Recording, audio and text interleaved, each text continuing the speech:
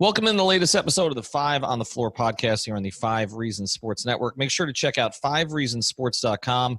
I've got a new column on there after the Heat's win against Chicago, overtime win. Tyler Hero with 27 points, but kind of putting in context, this entire Heat start 17-6 to start the season. Also, we'll have something new from Nekias Duncan on there. Had something from Zach Buckley over the weekend. We've got more free Heat coverage between what we have on the podcast and also on the website, social, YouTube channel, streaming, than anybody else in South Florida. Trust me on that. But before we get to today's episode, I want to tell you about one of the great sponsors of the 5 Reasons Sports Network, and that's the Seltzer Mayberg Law Firm. You can check them out at onecalllegal.com. That's right, onecalllegal.com. They handle cases from all over the state, and they've got someone there 24 hours a day to help you. They're also based right here in North Miami. That's right off of I-95 and 103rd Street. So just turn off 95 when you're waiting on the Golden Glades. You got a legal issue to handle, and come see them over at Seltzer Mayberg. They handle personal injury, immigration, traffic tickets, and all kinds of other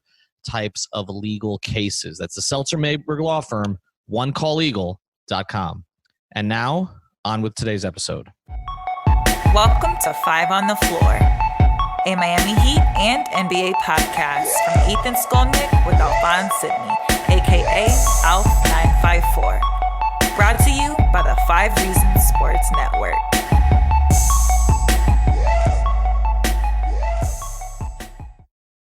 All right, Ethan Skolnick back here again on the 5 on the Floor podcast. No Alf, no Alex, no Chris Maddox today. There's this seat at Heat games. I was telling Sekou Smith about this yesterday when we were sitting there at the game, and I don't know if the Heat are doing this on purpose. It's in the 106 section of American Airlines Arena, right above the sort of the first risers, and they just keep rotating a national guy in there to watch the game. And it's almost like they're putting that person there to sort of ask me the question, did you expect the Heat to be this good? We've had Howard Beck there. We've had Bobby Marks there. We've had Mark Stein there. You've noticed these people have all been on the podcast. We've had Amin Al-Hassan there. I just keep rotating in the people there. And now today we've got Sekou Smith. So I'll pose the question to you after I talked your ear off for the entire first half last night. Did you expect the Heat to be this good? Absolutely not. And I thought they would be different, but I wasn't sure how much better they'd be, to be honest with you, because all they really added was Jimmy and young guys. So I've been as surprised as anybody that they're as good as they are. And seeing them in person twice now. I saw them once in Atlanta and then watching them against the Bulls. I'm struck by how cohesive they play as a group, even without veteran bodies. They didn't have Goran Dragic, didn't have other guys last night, and still found a way to win. It's pretty impressive. It's remarkable to see Eric Spoelstra. I think I said it last night. After all these years, there was a time when he was the youngest coach on the block, like he was the babyface guy. Now seeing him as the veteran in the Eastern Conference and really in the league, he and Pop, if I'm not mistaken, are the 2 longest tenure coaches in the entire league, which is pretty stunning when you think about it. Yeah, I think he's 4 days ahead of Rick Carlisle in terms of tenure with just one team. There are guys who've maybe coached more years, but like Doc Rivers has coached for 27 teams at this point. So, so I don't know that you can count him, but yeah, Rick Carlisle was hired by Dallas 4 days after Eric. And it's interesting. And I think it speaks to the benefits of continuity that the 2 biggest surprises, I think nationally to people at least, are Dallas and Miami in terms of the 2 conferences. And it's 2 places where the coach and the system have been in place forever. And it's also a place where, interestingly enough, you've just had, arguably, the most important player in each franchise's history. And in Dallas's case, I don't think there's any question that it was Dirk. In Miami's case, it depends where you put LeBron, right? Like his 4 years. But it's really Dwayne. And then in both cases, they've been replaced essentially by a prodigy. Now, I'm not saying that Tyler Hero is Luka. I don't think anybody is Luka, actually. But it does show you that if you bring in the right player to the right organization, and you and I were talking about this last night, and this is how we were talking about the Bulls a little bit. And by the way, if you want to find Sekou, you can find him everywhere on Turner. So NBA TV, NBA.com. and all those other spots. And he's been on the podcast with me before. But you and I were talking about the Bulls and that there are teams that draft talented guys or people we think are talented guys, right? So Lauri Markkanen went there actually in the Jimmy trade, right? Kobe White, Chris Dunn was brought over, in the Jimmy trade. But you're bringing in these top 15 picks, but they don't seem to get any better. Like you were saying last night that you thought it was the first game you've seen Markkanen play really well this year was against the Heat. Whereas you bring in a Tyler Hero into Miami or Bam Adebayo, you bring a Luka into Dallas, and you bring a Kawhi Leonard into San Antonio during the height of their run, and you see what they become. Can you speak to that a little bit? Because you're watching more of these teams around the league, and you're seeing like talented guys go to organizations, and like 2 years later, they're not what they were supposed to become. So much of it to me, Ethan, is about player development. And Miami has had that component as a part of their organization for years. The same with San Antonio. So long before you were taking 18 and 19-year-old kids straight out of high school or one and dones, there was an infrastructure in place for the players you have to get better, to grow and develop their game, to mature a certain way. And when you have the continuity that goes along with that, even if a guy doesn't top out and hit his ceiling, you at least get positive results out of him based on your system. And there's so many teams in this league, to me, who are just now catching up from an infrastructure perspective on how to grow and develop young players. That Chicago is a glaring example. Think of all the guys who have come in there since – you can go all the way back to Tyson Chandler and Eddie Curry, that they weren't able to mature and develop in the right way. They got Derrick Rose, and they hit a zenith there for a couple of years with that group. But an injury happens to Rose, and it comes apart, obviously, pretty quickly thereafter. It's just one of those things where Chicago's got Wendell Carter Jr. They've got other young, talented players, including Markkanen. And Chris Dunn, I think, I don't know that he's turned out to be the player a lot of people expected. He was talked about as being a Russell Westbrook-type talent. I don't think he's in that neighborhood at all from a talent perspective.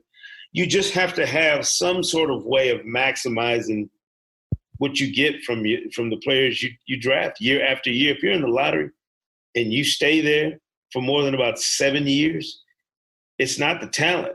You got to start looking at yourself in the mirror as an organization and wondering what you're not doing properly to get the most out of these guys, because you should have turned a corner by it. Well, so let's look at two organizations in that context before we get to the Heat. All right, so I look at one in the East and one in the West.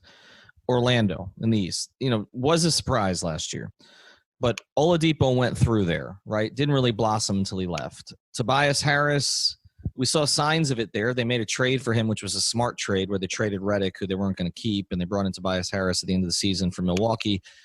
But he's become a better player since he left, right? I feel like the same is going to be the case if they trade Aaron Gordon. The same will be the case if Isaac is moved. Now, maybe they have a better infrastructure than they had, but they've lost a lot of guys. The other one is Sacramento. Like how many – I mean, I did this a couple of years ago.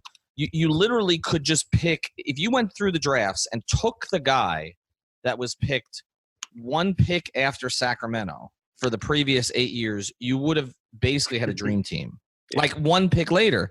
But I don't know if it's because they're picking the wrong guy or because that guy is not becoming what he should become in their program. Like you look at it again, like I like Bagley, right? Okay, but look at the rest of that draft now, right? And I'm wondering, okay, is he going to turn out to be what they expected him to be? Is De'Aaron Fox, who we saw signs of this summer, ever going to become elite playing for Sacramento because of their program they're in? To me, you mentioned the Spurs and the Heat. I know the Spurs are going through a little bit of a down period here, and they had the uncharacteristic thing with Kawhi. But the other organization I would put in that class right now is Toronto. Like I feel like they've where they got Siakam, where they got Anunoby, where they got Van Vliet, right? Like I feel like they're the other organization, and I feel like in the East, in terms of organizational structure and where they are, to me, it's Masai's group, it's Pat's group, and it's kind of everybody else. Like I don't put Philadelphia there. I don't think Boston has done everything with their assets they could have done with their assets. I appreciate what Milwaukee's done under the circumstances, But I think the Heat and Toronto are the two best organizations in the East. Am I wrong? No, yeah, I think you're right. And Toronto's not one I mentioned, but think about what they've done with Van Vliet. Anunoby you mentioned, Siakam. I mean, when you have guys who come in who are as unheralded as some of their players have been and have turned out to be the types of players that they are, that screams player development. It is such a huge, component if you're trying to win as well, which I don't understand. I've asked some coaches about this, why it wasn't made a higher priority over the years. And a lot of them will tell you the truth. It's because they don't have a handle on the basketball world outside of the league, of that kind of clear pipeline. Like if you're going to be good at developing international players, then you have to have international scouts or contacts that you trust implicitly to give you the real, snuff on players. You can't afford the sorts of mistakes some organizations have had over the years. I think Denver is a team that strikes me as pretty good at player development in the West in terms of, think about, the Gary Harrises, the Jamal Murrays, and some of those young guys they've had. Jokic is an absolute find for them. Torrey Craig. I mean, when you look at these teams and they have players that have no bona fide profile for being exceptional in the league, and then they end up being way better than wherever they were drafted or whatever they were valued going into their entry into the league, that to me says your infrastructure is more than adequate for developing talent and becoming competitive. And that, in the absence of superstar talent, which we know is the one surefire way for you to build something that's sustainable, at least something winning, that has to be your number one priority in terms of organizational structure. You can't do what the Clippers do every summer, right? And go out and land the biggest fish on the free agent pond. Well, and see, that's why I think Miami's so well positioned, because another team that you can mention there, I think Utah is really good at it as well. But a lot of the teams we're talking about, the Utahs, the Milwaukees, the Torontos, which one of my favorite cities, but has never been a destination, the Denvers, these are not destination cities. When you can take a destination city like Miami, which, is there with LA, right? If you can take a destination city and then have a developmental program in there too, that's, that kind of puts you in position to contend for a long time. Like when you have both of those elements. And that's one of the things about the Heat organization that I think flies in the face of the national perception. And this is why I like having national guys on, because there's this perception of Miami as South Beach, right? Like glitz, glamour, whatever. They show the damn stadium in Miami Gardens across from a Walmart, right? But they show you, but they're showing you the Clevelander, right? And and Prime 112, okay? When try getting to those places at that time of the day. It'll take you an hour and 15 minutes, as you know, Sekou. So there's this perception of Miami, and I think what is sort of unique, sort of paradoxical about what Riley and Spoelstra have built here is that they built like a blue-collar, Midwestern type mentality organization in paradise. It's very and in the Big Three era, like even when you look at those teams, you say, okay, LeBron, Dwayne, Chris, right? Okay. But those teams were built on defense, all right? They were built on, they had to play some physically tough series against Indiana. Like they had to beat a very physical Indiana team to get through. Look at that. Paul George was starting at the 2, right? David West was at the 4. Yeah. You had, Roy Hibbert was at the 5. Yeah, they had to go through that team 3 times, okay? They had to beat some physical teams, but it always was like, oh, the glitz, the glamour. That's not really what the Heat organization's about. What our friend Dan Lebitard always says, like Pat Riley is more Schenectady than he is Showtime. So I think that's what they built. And I want to transition here with you because what I see happening here, and I'm not traditionally known as a Heat quote unquote homer. I hated their moves the last 2 years. You and I talked about them. I've talked about them, many national guys. I killed the organization for what they did for the last 2 years because it didn't make any sense, all right, to go out and pay, I don't want to get through it again. People are sick of me talking about it, but, go pay average players when you can just go find average players. As a mean said on our pod, like just go find the next, Hassan Whiteside, go find the next Tyler Johnson, go find the next James Johnson. Don't pay them, just find them and develop them. So I've been hard on them at times, but what I respect about them is that they've built, and I hate using the word culture, but they've built this thing, I'll just call it, where you're expected to work hard here, and you're expected to be selfless here, and you're expected to buy in here. And I don't think that happens in many organizations. So I will put this to you, beyond this season, you look ahead. I've made the case, Sekou, that they should not make a major move this season. I think they should let this group grow. I don't think they should do anything to damage 2021. Because when I look at 2021 and I look at that class, I would say Miami with a young, unselfish center, with a superstar in Jimmy, or whatever you want to call him, superstar, whatever, who has shown now, whatever type of teammate you thought he was somewhere else, he's shown that he'll be a leader and he'll distribute to other guys and all the rest of this. And then you're putting young shooters around that group with a proven coach in Spoelstra. I think Miami is going to be a top 3 destination in 2021 for guys like Giannis. I don't know that Kawhi leaves, but Oladipo, some other guys in that group. Again, am I wrong there? No, and look, I've pushed back on using the word culture all the time, mostly because I got teenage sons.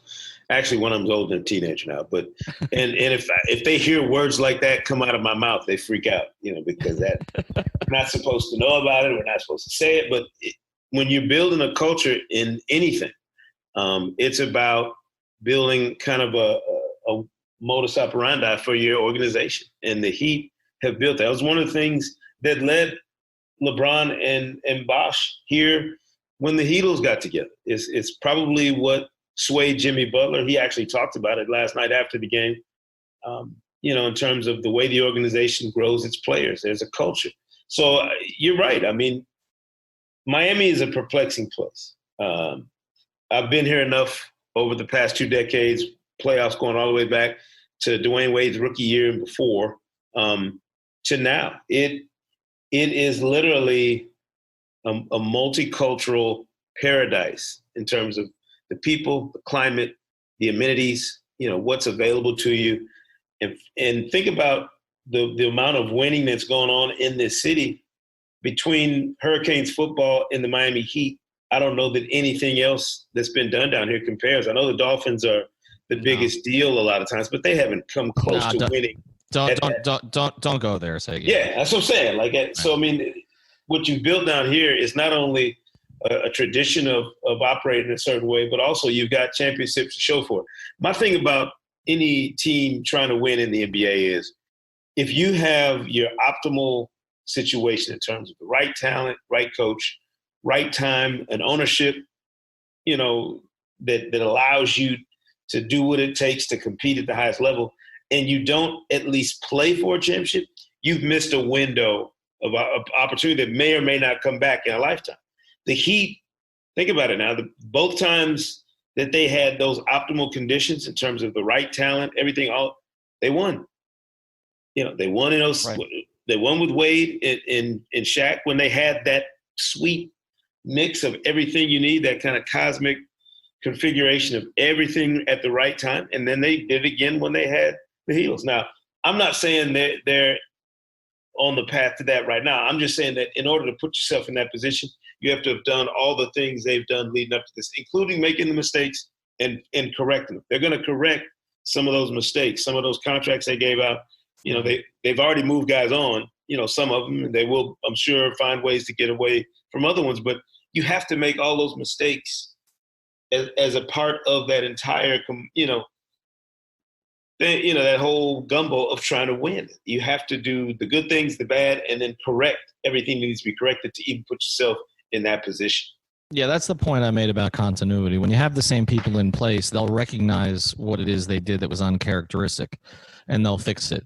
And you mentioned the Dolphins. The problem with the Dolphins is, since Riley's been here, I think it's 9 head coaches for the Dolphins, and different front offices to the point where we don't know who made what draft picks, and GM comes in without the coach leaves without the GM. It's all over the place. And so, it's like you're just throwing stuff at a wall. Now, the Dolphins plan this year made some sense because it was coherent at least. And, how well they execute will depend on whether they turn all these draft picks into something significant. But they got the right head coach in my view, and at least that's a start. That's more than they've done, really since Jimmy decided he was kind of tired of coaching and just wanted to play with Buttercup and trade stocks, but basically, but they have the right coach now, so we'll see what happens. But in the Heat's case, they make mistakes, but then, they sort of, okay, we recognize the mistake. Let's get rid of the mistake when we can get rid of the mistake. And like you said, they're half of the way there. They've rid themselves of the Whiteside and Tyler Johnson contracts. They've basically banished Dion and JJ. And I said last night, I mean, it's remarkable. I mean, they're doing this. They're 17-6 as we speak.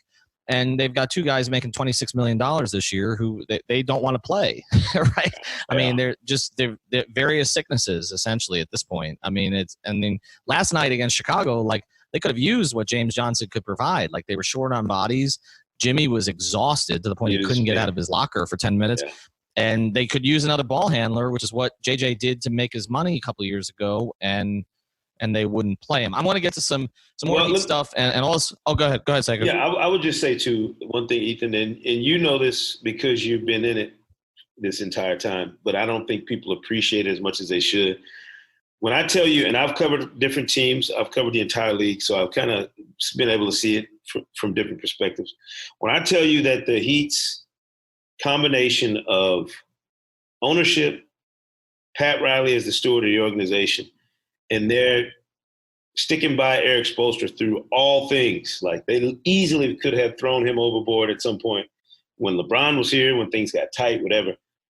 For an organization to stick to its core principles like that, I don't know that people in Miami or say in San Antonio, I don't know if they appreciate how rare that is in sports, in such a reactionary business where decisions are made on a whim sometimes, or if somebody's owner's having a bad day and they don't want to put up with certain things anymore, they make changes. Like, I don't know that people appreciate fully how rare that is and how important it becomes when you're talking about building sustainable models in the NBA or any other sport. Yeah, I've said this before. Eric told me, 7 years ago now, that he thought he was going to get fired 3 times. He thought he was going to get fired when they brought in LeBron, when they would need a bigger name coach. He thought he was going to get fired at 9-8. We all remember that in Dallas, players only meeting where Dwayne basically told them all, could you communicate with each other, please? And of course that leaked out the next day to ESPN.com about all the fights LeBron and Spo were having behind the scenes. And then he thought he could have got fired after 2011 finals, which, was not primarily his fault, but the expectations were so high. Right. I mean, he should have countered with Chalmers against Berea earlier, but that's a whole nother. Yeah, I'll go to my grave with that one. But that was on LeBron. I mean, that series was on LeBron, no question. And we all know that. All right, I'm going to get to some rapid fire stuff here with Sekou after the break, but want to tell you real quick about another of the great sponsors of the 5 Reasons Sports Network, and that's East Coast Public Adjusters, which wants you to know there's only 10 months left to open your IRMA claim. That's right, just 10 months. You don't want to miss out on that money. So call now before it's too late. That's 855-GET-ECPA. You got to leak your roof, experiencing plumbing issues, those problems are most likely covered by your insurance policy. So don't settle for less. For a free no-obligation inspection, call East Coast Public Adjusters. They've been in business for 31 years. That's right, since 1988, the first year of the Miami Heat. So here's the number again, 855-GET-ECPA, or visit their website, ecpaclaims.com. Their knowledgeable staff standing by as we speak to answer all of your questions. All right, I got 5 questions for Sekou here. We're going to do these rapid fire. Right now, in a playoff series, are you taking LeBron and AD, or are you taking Paul George and Kawhi? 7 games. In LA, obviously. It's not going anywhere else. So in that building, I don't care who the home team is, who's winning that series? Yeah, that's my dream playoff series. I've been saying it for 20 years, that if we could ever get an all-LA playoff series, whether it's the conference finals, whatever, I'd take it. I would take LeBron and AD, and I know that, Paul George and Kawhi are as good as you could get two-way players at their positions. I just think AD gives you an elevated, level of play you could get to with a guy like LeBron. If LeBron's got a teammate that good to play off of, I would have a really hard time picking somebody other than LeBron and whoever he's playing. Does Giannis win a championship before he becomes a free agent in 2021? Again, if he does not sign the extension. No, I don't think his supporting cast is good enough to win it all. And I think they're really, really good. But I think there's kind of a fatal glitch in how they're going to play with the guys they have. And I don't think he's going to get it done before that. All right. 3rd question then. Does Giannis leave in 2021 if he doesn't win a championship? God, I hope not. For the sake of the upper Midwest, and I'm from Grand Rapids, Michigan. I know. As if things couldn't get worse than the weather, the economy, the Rust Belt. I mean, that would be such a blow, to folks in Milwaukee. I hope he doesn't. I like to see guys stick it out where they are, but I know that's naive and it's not a part of the league in the way we've come to know it the last decade or so. Does James Harden ever win a championship as the best player on his team? No. I don't, and I think it's because James Harden doesn't prioritize winning in the way that a player of his caliber should. That's fair. I mean, I think he may win eventually, but I don't think it'll be as the best. I don't think it won't be with him as the alpha. I don't think so. No, I don't think so either. All right, now let's finish this here with the Heat. I put everybody on the record now because we keep having people come down and okay. I mean, Mark Stein saying me and Zach Lowe are the only ones that have them in the top 10. So I'm going to stick to that. But we had Amin on, and Amin says he thinks their upside is their ceiling is the Eastern Conference Finals this year. Their without further moves other than maybe tweaking, we're getting rid of a Dion or JJ or something like that. Derek Jones Jr. Maybe moves on. Other than a major move, what is the upside for the Heat this year? I think their conference semifinals is their upside. I think they'll run out of what you need to win in a playoff series against superior competition, and I think there are 3 or 4 teams as good or better than them. Obviously, a couple that I think are clearly better than them in terms of talent. I would be worried about putting as much as they're going to have to in the hands of young players. Nunn, Harrell. That would be more than you should reasonably expect from young players to do in their first taste of the playoffs. And I covered Dwayne Wade's first playoffs when he was a rookie and played lights out.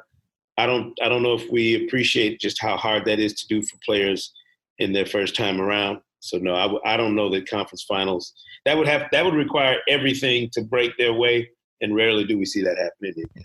Yeah, to me, a lot of it's going to depend on matchups. I don't like a couple of the matchups for them. I don't love the Philly matchup. I think Embiid creates serious problems, and I think they would have a fantastic series with Toronto. I kind of like the Boston matchup. I think if they can get in the Boston matchup, I think there are things they can exploit. I don't really look much into what happened there going up there second night of a back-to-back, exhausted. Yeah. I don't, I think that's a series. I'll take my chances. I know how good Stevens is. I'll take my chances with Spoelstra against him in there, and I'll take my chances if Winslow is healthy on guarding those wings, which is really what you need to do against Boston. And as many problems as Kemba gave the Heat, obviously it was with Charlotte. They have tremendous respect for Kemba. They really do. But I think they can take Kemba away enough, make him inefficient enough to have a chance against them. But I know Heat fans hate hearing it. I don't love the Philly matchup for a lot of different reasons. No. And I think Philly's going to add some buyout guys too. It's going to make their bench a little bit better. I would tell you this as just as one small addition.